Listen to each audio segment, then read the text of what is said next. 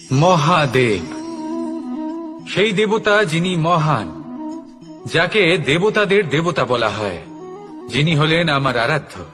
কখনো আপনার মনে এই প্রশ্ন এসেছে যে শিবকেই কেন মহাদেব বলা হয়, অন্য কোনো দেবতাকে কেন বলা হয় না? সেই কারণ মহাদেবের মধ্যে, ওনার মধ্যে এমন এক বিশেষ গুণ রয়েছে যা অন্য কারণ নেই।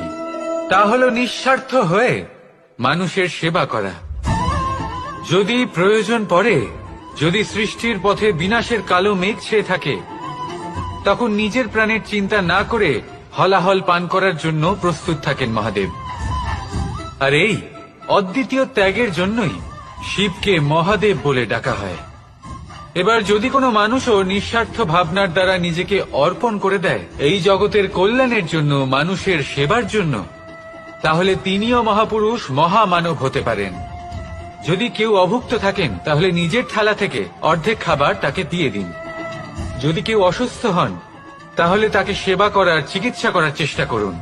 এই জীবন শুধু নিজের জন্য নয়, অন্যদের প্রতি, সমস্ত সংসারের প্রতি উৎসর্গ করুন। যদি এইসব মানুষ শিখে যান, তাহলে তিনি মহাদেবের পথে অগ্রসর হতে পারেন। যদি মানুষ নিঃস্বার্থ ভাবনার দ্বারা এই সংসারের সেবা করতে শিখে যান, তাহলে তিনি নিশ্চিত রূপে মহামানব অবশ্যই হতে পারবেন।